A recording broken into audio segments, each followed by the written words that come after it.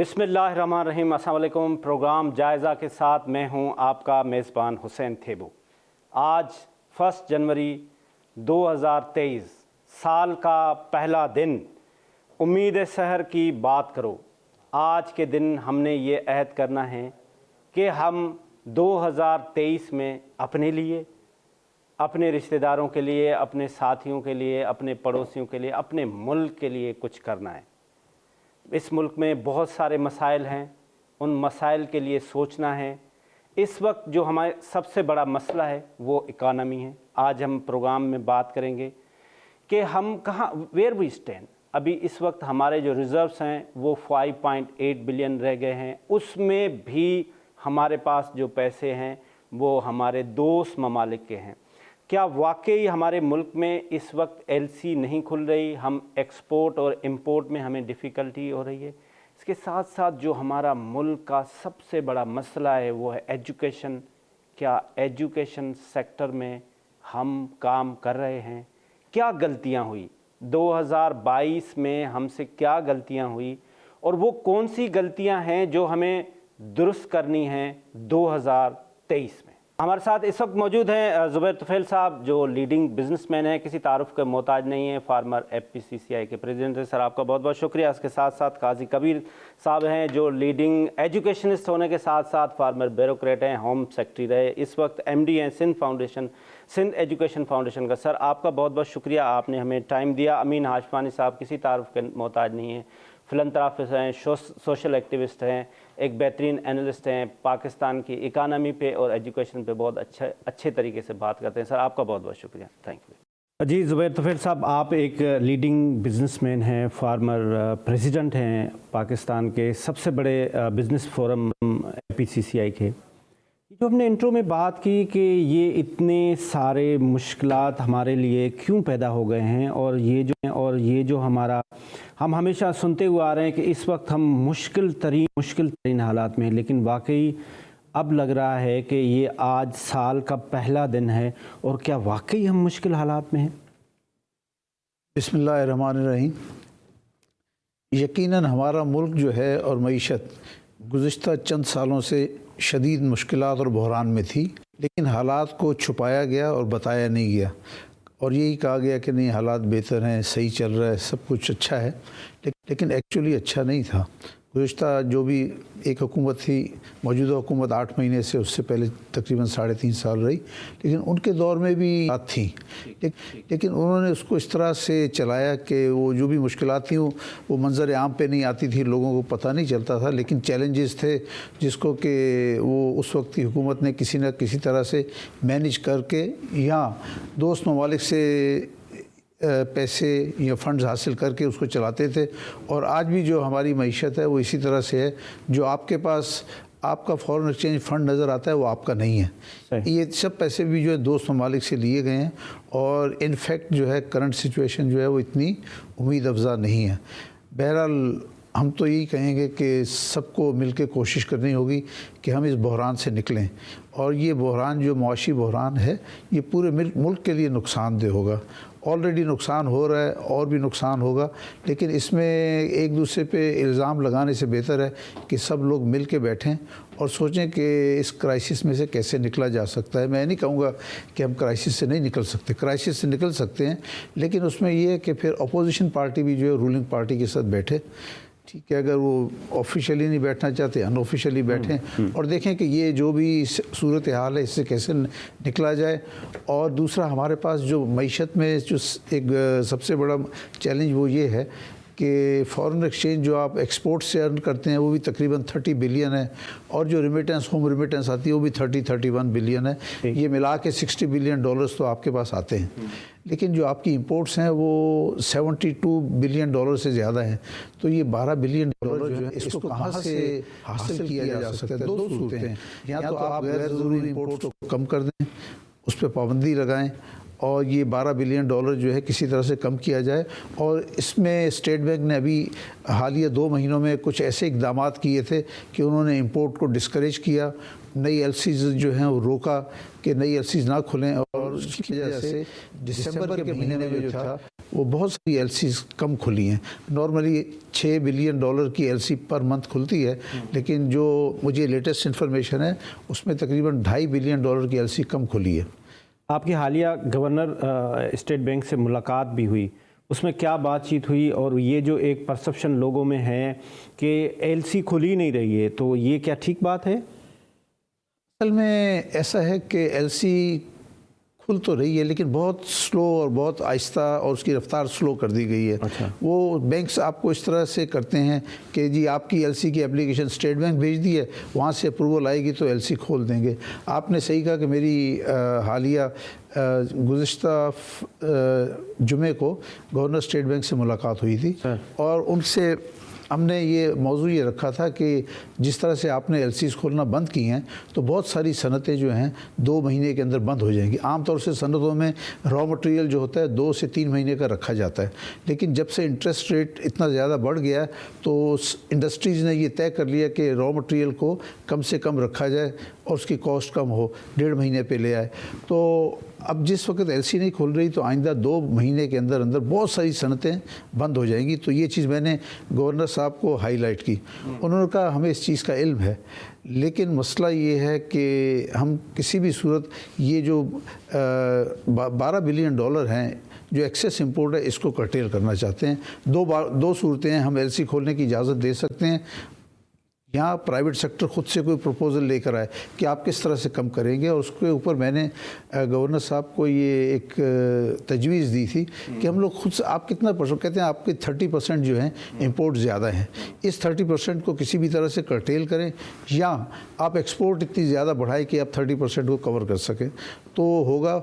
लेकिन उन्होंने एक वादा किया है कि जैसे ही नया साल शुरू होता है तो ये जो एलसी खोलने पे पाबंदियाँ लगी हुई हैं वो तकरीबन काफ़ी हद तक उठा ली जाएंगी, at least for the raw materials. क्योंकि अभी तो देखिए ऑटोमोबाइल इंडस्ट्री का रॉ मटेरियल नहीं आ रहा, किट्स नहीं आ रही, ऑटो इंडस्ट्री जो ऑलमोस्ट जो है वो 50% से भी डाउन जा रही है। आपके टेलीफोन के जो मोबाइल्स हैं इसकी भी इंडस्ट्री ऑलमोस्ट बंद है, और बाकी जो सनतें हैं उनके पास रॉ मटेरियल नहीं है। अच्छा, ये आप तो अच्छी बात कर रहे हैं, मतलब साल के पहले दिन पे ये आप खुशी की बात। यहाँ परसेप्शन ये है कि हमारी कैपेसिटी नहीं है, हम कैपेबल ही नहीं है कि हमारी एलसी खुले, क्योंकि हमारे पास पैसे ही इतने नहीं है, रिजर्व्स ही नहीं है। आप कह रहे हैं कि ये गवर्नमेंट ऑफ पाकिस्तान इस चीज़ को डेलिबरेटली कर रही है to discourage the import.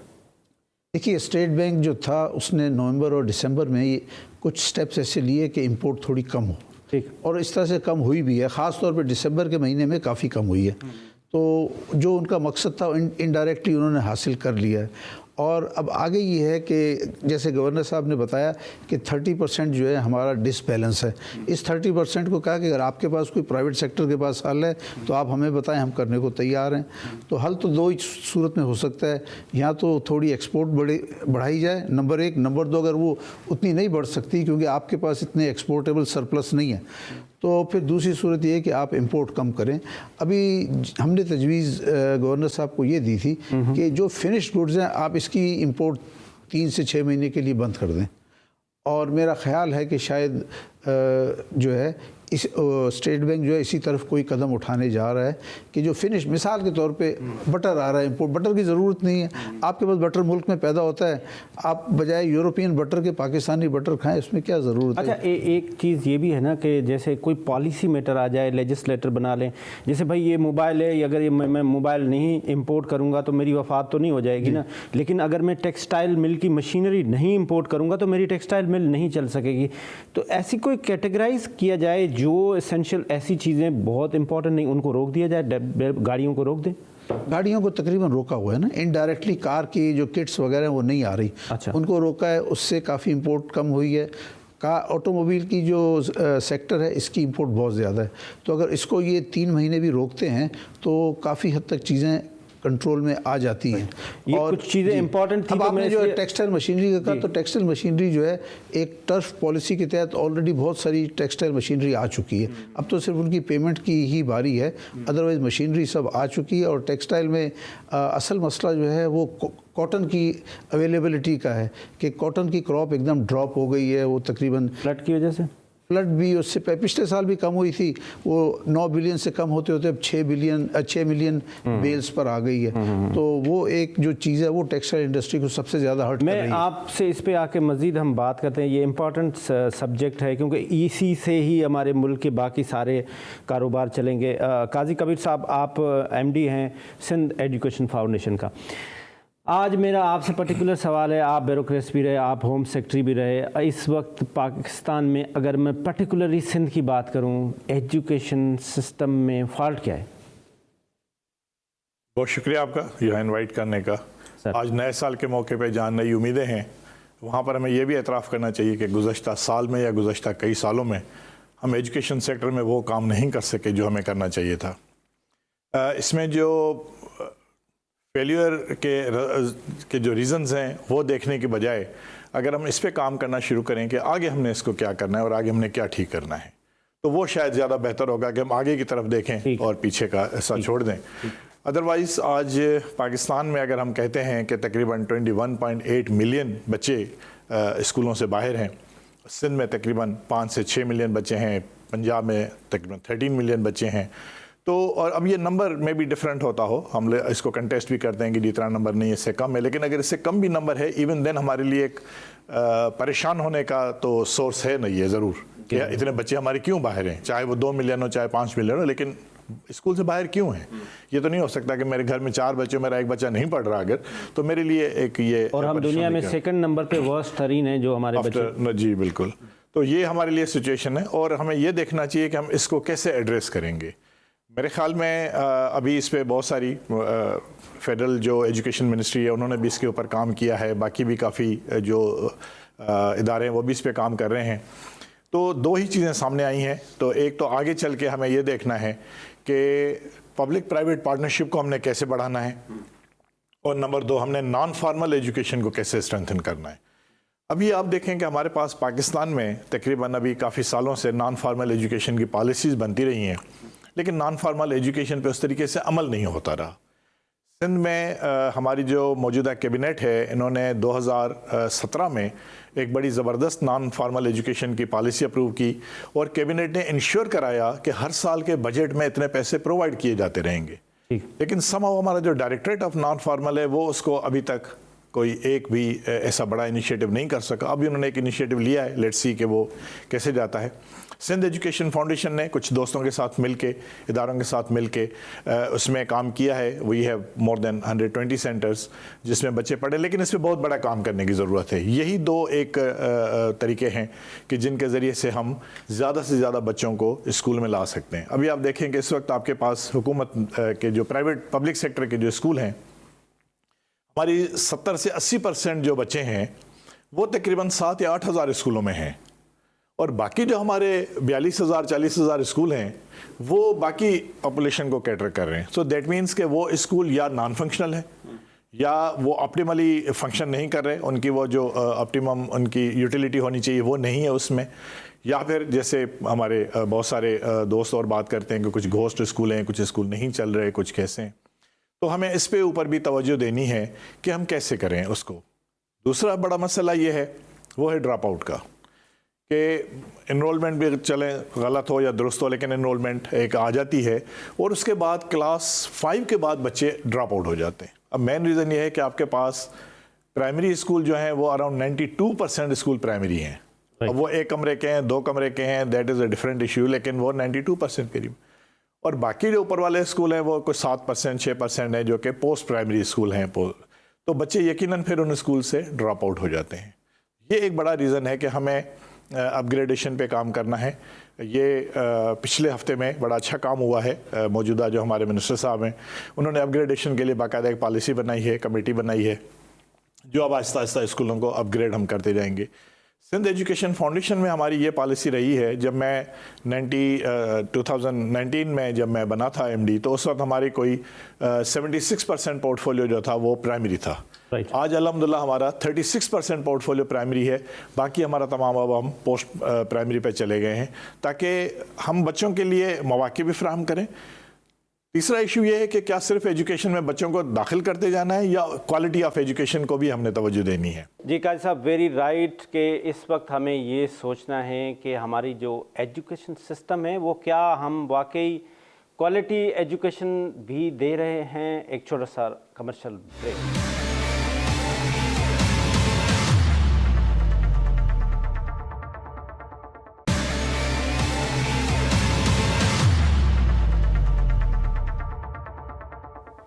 Welcome back नाज़रीन। आज 1 जनवरी 2023 साल का पहला दिन, आपको सबको खुशियों भरा साल मुबारक। और इस अहद के साथ कि इस साल में हम पाकिस्तान के लिए कुछ करें, जो उस पिछले साल गलतियां की थी वो ना दोहराएं। अमीन साहब, आपसे मैं अगर ये सवाल रखूं कि जिस तरह से सर ने कैटेगरिकली एजुकेशन के बारे में बताया कि हमारे पास कितने बच्चे कितने स्कूल, क्या हमारी एजुकेशन की क्वालिटी, क्या हमारा सिलेबस, क्या हमारा करिकुलम वो इंटरनेशनल एजुकेशन सिस्टम को मीट भी करता है? कि अगर हम कल चाहें कि हमारे बच्चे हम एक्सपोर्ट करें, हमारे बच्चे बाहर जाएं और जाके अपने आप को मनवाएं और वहाँ से, जिस तरह से सर ने बताया कि 31 बिलियन जो हमारा रिमिटेंस है वो बाहर से आ रहा है, तो हम इसके कैपेबल हैं? तो the answer is yes and the answer is no. अच्छा, दोनों हैं? हाँ, दोनों हैं। अगर आप येस में मीन्स कि आप मे बी 1% वो आप क्वालिफाई करेंगे ग्लोबल स्टैंडर्ड पर, 95% या 99% do not do it. Okay, this is the fact. अगर आप गरीब के बच्चे हैं तो आपका चांस ही नहीं बनेगा। आप गांव में पैदा हुए हैं, आपको चांस ही नहीं मिलेगा। शहर में है, उसमें भी कुछ अगर आपको कुछ सर्टन एडवांटेजेस आपको मिलती है या कोई स्कॉलरशिप आपको मिल जाए, लकी हो, तो उसमें जाके आपको कुछ चांस आपको मिल सकता है। अदरवाइज बाय एंड लार्ज आपको नहीं मिलेगा chance. This is roll of the dice, ये एक फैक्ट है। अब इसकी वजह क्या है? बहुत सारी है। ऑब्वियसली हम गवर्नमेंट्स का ब्लेम कर सकते हैं। मैं एजुकेशन सेक्टर में रहता हूँ in through my social work. मसला ये है कि मैंने बहुत सारे सेक्रेटरीज देखे एजुकेशन का, well meaning, hard working, honest. Sindh में भी हमने देखा, मिनिस्टर्स भी मैंने देखा, बहुत ज़बरदस्त है। मसला ये है कि इंडिविजुअल का काम नहीं है, इशू एक इंडिविजुअल का नहीं है, राइट? पूरा सिस्टम ही बिगड़ा हुआ है। आप क्या कर सकते हैं? काजी साहब आज ये चला रहे सिंध एजुकेशन फाउंडेशन, बहुत ज़बरदस्त काम कर रहे हैं, राइट? और परफॉर्मेंस भी इनकी बहुत अच्छी है। इनको आप बना दे सेक्रेटरी एजुकेशन, मेन सिस्टम में लेकर आए, ये फेल हो जाएंगे, मैं गारंटी से कहता हूँ। अच्छा, बिकॉज सिस्टम ही यही है कि फॉर एग्जांपल आप टीचर्स ले लें, टीचर्स भर्ती किए गए थे बहुत साल पहले बंदरबाट में, वहाँ मेरिट नहीं है, ठीक है। और सिंध की सिर्फ बात नहीं करें, आप केपी में देख लें, वहाँ भी हमने देखा था एजुकेशन रेवोल्यूशन की बड़ी नारे लगे थे, वहाँ भी एक्चुअली लिटरेसी रेट डिक्लाइन हुआ है। पंजाब में पढ़ा लिखा पंजाब के बड़े हमने नारे सुने थे, वहाँ भी स्टैटिक है, कोई इम्प्रूवमेंट ड्रामेटिकली नहीं आई है, राइट? सिंध में डिक्लाइन है, सिंध में एफर्ट हुई है एट इंडिविजुअल लेवल, बलूचिस्तान में भी डिक्लाइन है, right? And plus obviously Covid आया था 2 साल, उसमें बहुत सिवियर ये आपको एक झटका पड़ा है, ये दुनिया भर में हुआ है कि एक बच्चा है 2 साल तक स्कूल नहीं जा रहा है। थोड़ा और डिफाइन देखिए, जैसे आप एजुकेशन सेक्टर की बात करें ना, इस वक्त जो सिंध का एजुकेशन सेक्रेटरी अकबर लगारी हमारा दोस्त भी है, शायर भी है, अदीब भी है, पढ़ा लिखा भी है, हार्ड वर्क भी है, लगा भी हुआ है, हर किसी को रिस्पॉन्ड भी देता है, फेसबुक पर लाइव आके सबके क्वेश्चन कर कुछ नहीं पा रहा। वही मैं कह रहा हूँ ना, मैं और आप भी बैठ जाएंगे, हम कुछ नहीं कर सकते। रीजन क्या है? रीजन ये है सिस्टम। भाई देखे ना, मैं आपको समझा रहा हूँ, TCF है वो बहुत अच्छा चल रहा है। बाबा वही मैं आपसे कह रहा हूँ, वो प्राइवेट सेक्टर है, हाँ। ठीक है ना। प्राइवेट सेक्टर जैसा SEF है, सिंध एजुकेशन फाउंडेशन, बहुत अच्छा काम कर रहा है, बहुत अच्छा काम, और बहुत, क्योंकि उन्होंने एक सिस्टम बनाया है पब्लिक प्राइवेट पार्टनरशिप का, राइट? वहाँ मॉनिटरिंग हो रही है, टीचर्स प्राइवेट सेक्टर से आ सकते हैं, प्राइवेट सेक्टर में आप उसको मॉनिटरिंग एवेल्युएशन होती है। ये जी। आप मेन एजुकेशन आप देख ले, फर्स्ट ऑफ ऑल पॉलिटिक्स है, इंटरफियरेंस होती है, राइट? जनरली पाकिस्तान में, सिंध में भी होती है, सब जगह होती है पॉलिटिकल इंटरफियरेंस। SHO भी कभी अपॉइंटमेंट होता है। अभी आप सिर्फ पॉलिटिक्स, आपने कहा कि इसमें जो ट्रांसफर पोस्टिंग है वो सेक्रेटरी के हाथ में नहीं है। मैं आपको यही बता रहा हूँ कि इन द पास्ट जो टीचर्स जो हायर हुए थे, अभी नहीं, बहुत पहले वो मेरिट पे नहीं हुए थे, आज मेरिट पे हो रहे हैं। एग्जामिनेशंस होती है टीचर्स की, अच्छा। पास होते हैं। अब एग्जामिन में अगर आपको 40,000 टीचर चाहिए, वो टीचर पास ही नहीं होते, आप क्या करेंगे? 40,000 अगर आपको टीचर चाहिए, आपके एग्जाम में 5,000 पास होते हैं, मेरिट ही नहीं है, ग्रेड ही नहीं है, आप क्या करेंगे? स्कूल आप खाली छोड़ेंगे, मजबूरी फिर आपको पासिंग स्टैंडर्ड आपको नीचे लाना पड़ता है, राइट? ये वाला इश्यू नंबर 1। नंबर 2, जो नालायक टीचर्स जो बैठे हुए हैं उनको आप फायर करें, वो कोर्ट से आके स्टे ऑर्डर लेके रीइंस्टेट हो जाएंगे, आपको आगे 32 दान उसका हाल दिखाएंगे, क्या आप क्या कर सकते हैं? उसका हल क्या है? हाल क्या, कोर्ट से वो लेकर आते हैं, नहीं तो कोर्ट का भी तो कोई हल होना चाहिए वही ना? मैं आपको कह रहा हूँ, सिस्टम ही बिगड़ा हुआ है, इंडिविजुअल नहीं है। आप सिर्फ अगर आपको एजुकेशन सही करना है, हेल्थ सही करना है, आपने आपकी एडमिनिस्ट्रेशन सही करनी है, आपने फाइनेंस सही करना है, आपने सोसाइटी को सही करना है। मीडिया में आप बैठे हैं ना, मीडिया में कितने प्रोग्राम होते हैं एजुकेशन के बारे में? सारा दिन सुबह से शाम तक पॉलिटिक्स, ये हो रहा है, उसने ये स्टेटमेंट दिया, ये जवाब आ रहा है, गाली गलौच। आप लोग मीडिया कितना आप लोग हम कर रहे हैं ना अभी आपसे, आप हमें इसीलिए तो मैं आया हूँ आपके हाँ, प्रोग्राम में। बताए ना। अरे हम बाबा, तो आज इसीलिए मैं साल नहीं का चाहता पहला हूँ। दिन है, हम ये ऐड करते हैं कि एजुकेशन पे हम तो एक काम करें ना, आप फिर ऐड कर लें कि मीडिया वाले के रोज हाईलाइट करेंगे हेल्थ, नहीं, एजुकेशन, ये हम सोशल ऐड नहीं कर रहे हैं, ये हम कर रहे हैं। ये आपने आज किया है, वरना नहीं, आप नहीं, रोज बहुत टीवी प्रोग्राम देखें तो होते हैं, टॉपिक क्या हमारे आते इस पे हैं? नहीं होते continuously प्रोग्राम होते हैं, लेकिन आप सॉल्यूशन बताएं। देखिए Solution ये अभी है- आपने कहा कि अगर कोई भी टीचर को हम निकाल लेते हैं वो कोर्ट चला जाए, अब क्या करें? वही मैं कह रहा हूँ, तो इसके लिए इट्स बियॉन्ड रिडेम्पशन। जो सिस्टम है ना, उसको आप चेंज करने जाएंगे, मेरी लाइफ टाइम में तो नहीं होना है। दिस इज़ अ फैक्ट, मैं आपको बता रहा हूँ, और ये कोई इंडिविजुअल भी नहीं कर सकता। जो भी पॉलिटिशियन नारे लगा रहे, झूठ बोलता है, नहीं कर सकता system. This is a fact, मैं भी नहीं कर सकता हूँ। कल मुझे आप बना दे, मैं आज सिंध का मिनिस्टर बड़ा पैशनेट है, he is a very good guy, very hard working, कर रहा है, पर छोटे छोटे, जब आपको एक ओपन हार्ट सर्जरी की ज़रूरत है, आप अगर उसको ड्रिप के टीके लगाएंगे, वो हल नहीं होगा, बिकॉज पूरी जनरेशन निकल जाएगी। The only solution is public private partnership, और कोई सोल्यूशन नहीं है। मैं आपसे challenge, solution is public private partnership in education system. अगर एजुकेशन ठीक होगी तो हमारा पूरा मुल्क ठीक होगा। एक छोटा सा कमर्शियल ब्रेक लेते हैं, और ब्रेक के बाद हम जुबैर तुफैल साहब से बात करेंगे कि कहाँ हैं हम, मतलब अगर हम एशिया में भी देखते हैं तो हमारा एक्सपोर्ट बढ़ क्यों नहीं रहा है, हमारे इंडस्ट्री पीछे क्यों आ रही है। एक छोटा सा कमर्शियल ब्रेक जो है।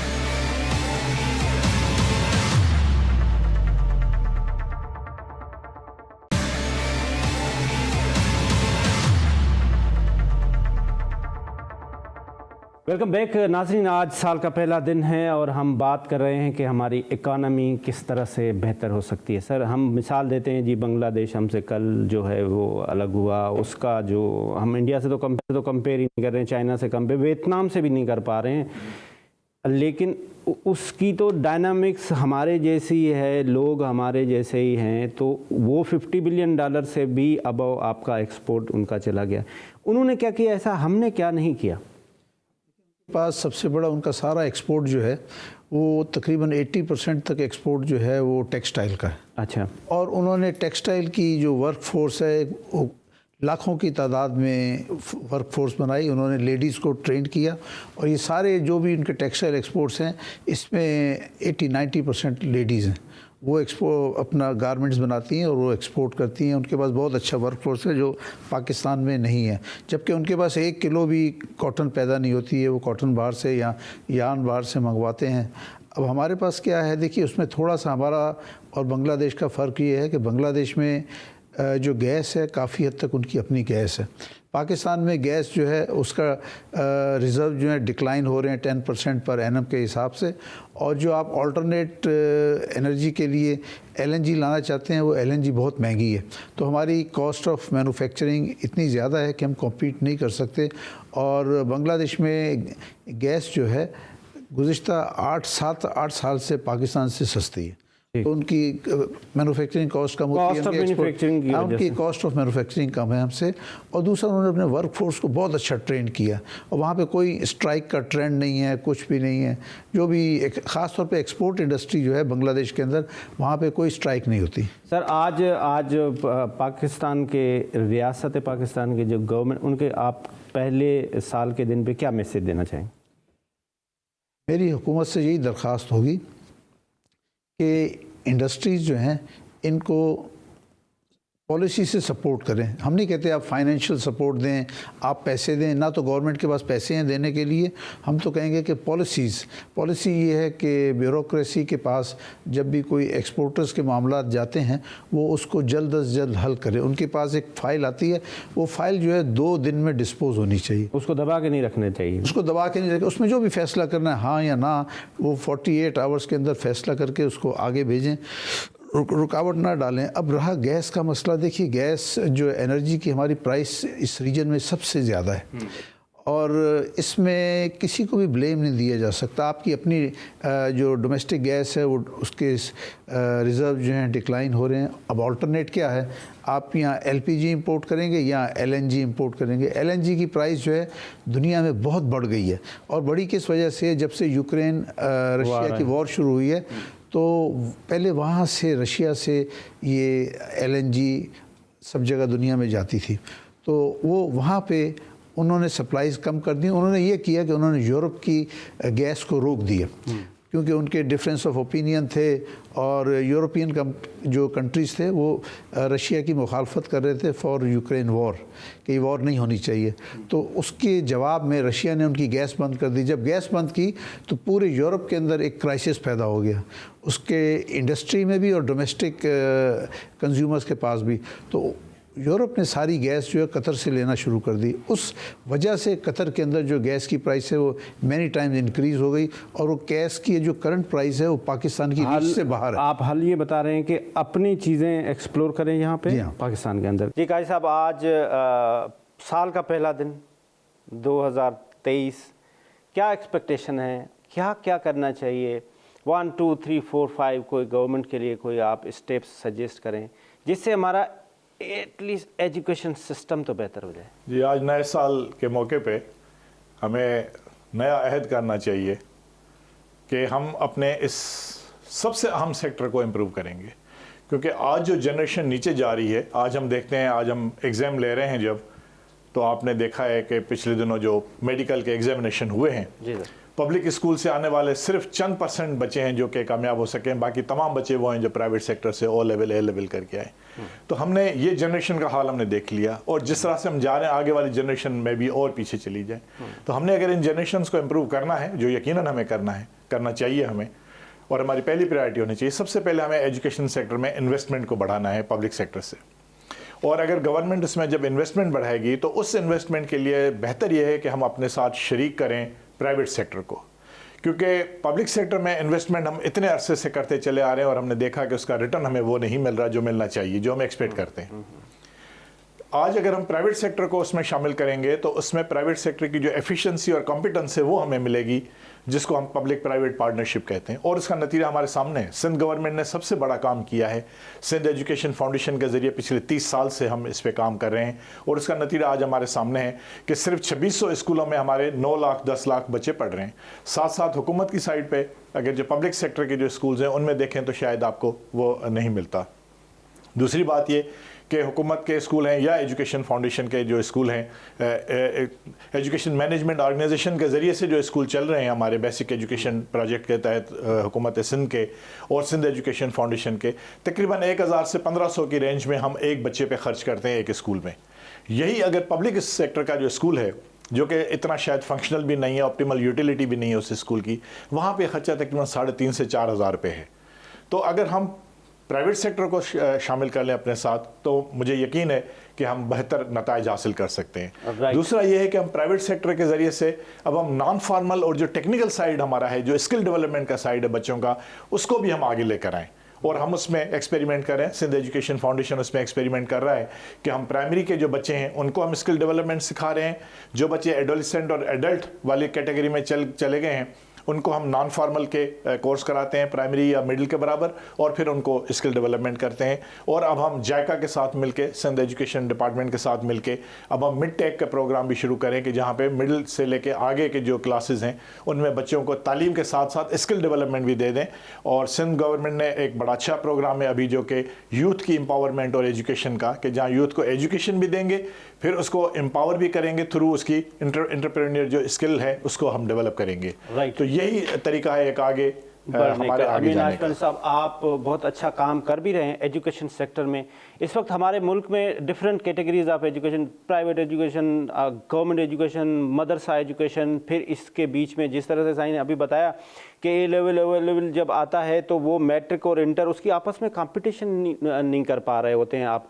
तो हम इस सारे सिस्टम को और पब्लिक पार्टनरशिप, प्राइवेट लोगों को, जो लोग पहले कर रहे हैं, क्या इन सब चीज़ों को हम मर्ज कर सकते हैं कि हम कोई अच्छा सा एक सिंगल एजुकेशन सिस्टम बनाएं पूरे पाकिस्तान के लिए?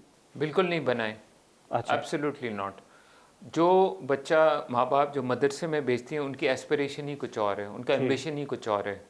जो ओ लेवल्स के लिए भेज रहे हैं या कोई बच्चा एक स्कूल में भेजता है, प्राइवेट स्कूल में भेजता है, उसके एस्पिरेशंस कुछ और है। अच्छा। बच्चे का जहन कुछ और है, राइट? ठीक है। तो आप सेगमेंट में आप बनाते जाएं, लेकिन जो elephant in the room is the government schools. ठीक। ये जो सिस्टम है ये फेल हो गया है, 50 साल से हम देख रहे हैं फेल हो गया है, राइट?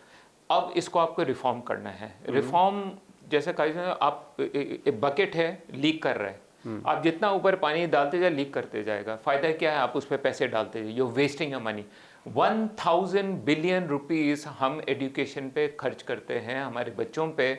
उसका आप जब हम बिजनेस में है ना, हमने एक इन्वेस्टमेंट की रिटर्न क्या रहा आप देख लें। मैं ज़ीरो नहीं कहना चाह रहा हूँ, but it is very very low.